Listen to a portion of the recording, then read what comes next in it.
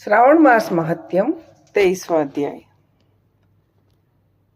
है सनत कुमार, श्रावण मास में कृष्ण पक्ष की अष्टमी को वृष के चंद्रमा में अर्धरात्रि में इस प्रकार के शुभ योग में देवकी ने वसुदेव से श्री कृष्ण को जन्म दिया।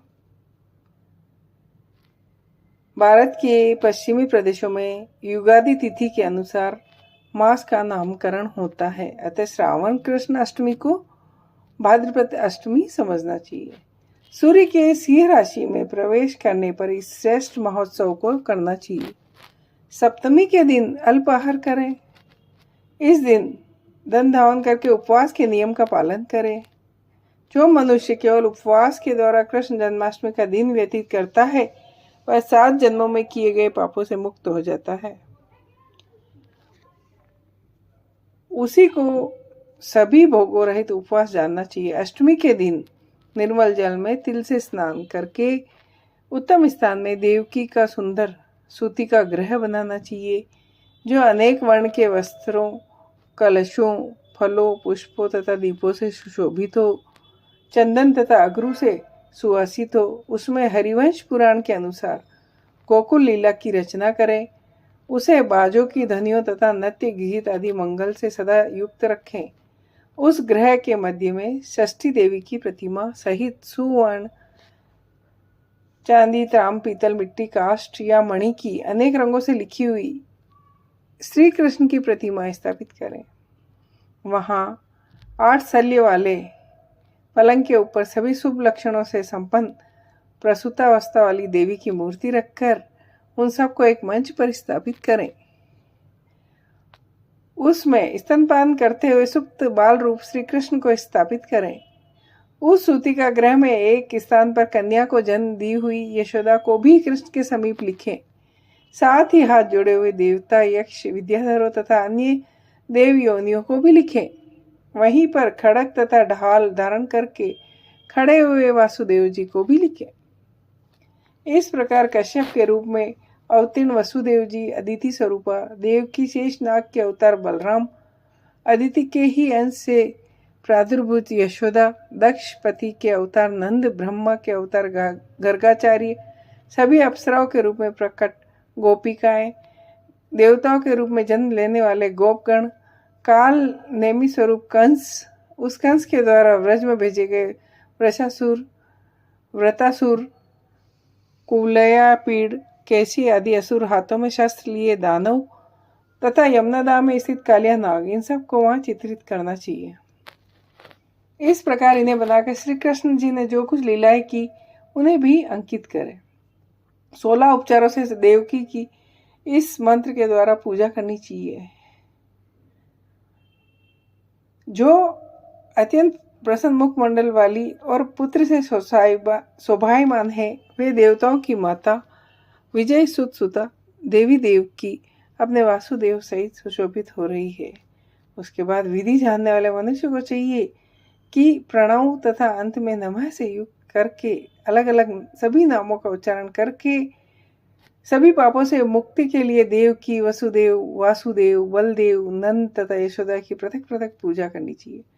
उसके बाद चंद्रमा के उदय होने पर श्री हरि का स्मरण करते हुए चंद्रमा का अर्घ्य प्रदान करें। इस प्रकार हे क्षीर सागर से प्रादुर्भूत, हे अत्रि गोत्र में उत्पन्न आपको नमस्कार है। हे रोहिणी कांत, मेरे इस अर्थ को आप स्वीकार कीजिए। देवकी के साथ वासुदेव, नंद के साथ यशोदा, रोहिणी के साथ चंद्रमा, श्री कृष्ण के साथ बलराम की विधिवत पूजा करके मनुष्य कौन सी परम दुर्लभ वस्तु को नहीं प्राप्त कर सकता। कृष्ण जन्माष्टमी का व्रत 1 करोड़ एकादशी व्रत के समान होता है। इस प्रकार से उस रात पूजन करके नवमी तिथि को भगवती का जन्म महोत्सव वैसे ही मनाना चाहिए जैसे श्री कृष्ण का हुआ। उसके बाद भक्तिपूर्वक ब्राह्मणों को भोजन कराना चाहिए। श्री कृष्ण मेरे ऊपर प्रसन्न हो, गो तथा ब्राह्मण का हित करने वाले आप वासुदेव को नमस्कार है, शांति हो, कल्याण हो, ऐसा कहकर उनका विसर्जन करना चाहिए। जो प्रत्येक वर्ष विधान पूर्वक कृष्ण तथा भगवती का जन्मोत्सव मनाता है वह यथा योग्य फल प्राप्त करता है। उसे पुत्र, संतान, आरोग्य, अतुल सौभाग्य प्राप्त होता है।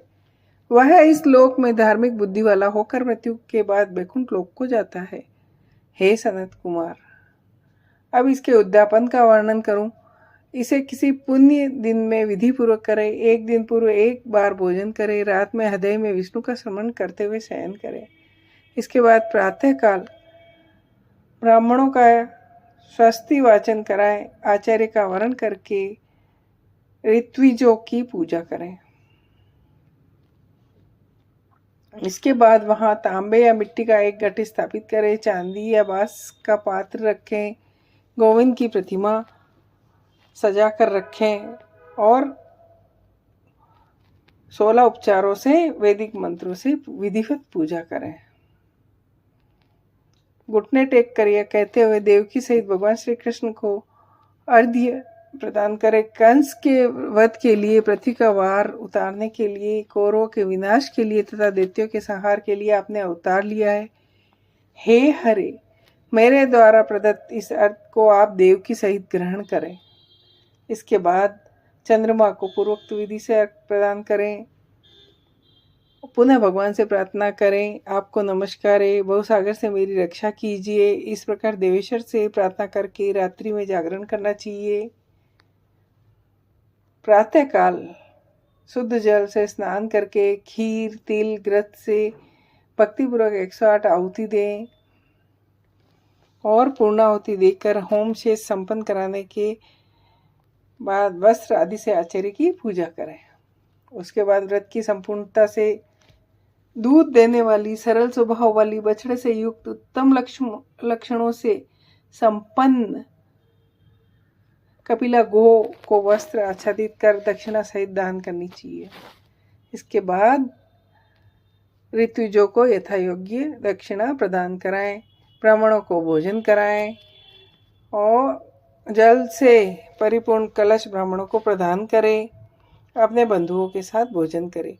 हे ब्रह्मपुत्र, इस प्रकार व्रत का उद्यापन कृत करने पर वह बुद्धिमान मनुष्य पुत्र पौत्र से युक्त धन से संपन्न होकर बहुत समय तक सुखों का उपभोग कर वैकुंठ प्राप्त करता है। इस प्रकार से स्कंद पुराण के अंतर्गत ईश्वर सनत कुमार संवाद में श्रावण मास माहात्म्य में कृष्ण जन्माष्टमी व्रत कथन नामक 23वां अध्याय पूरा हुआ। जय हो।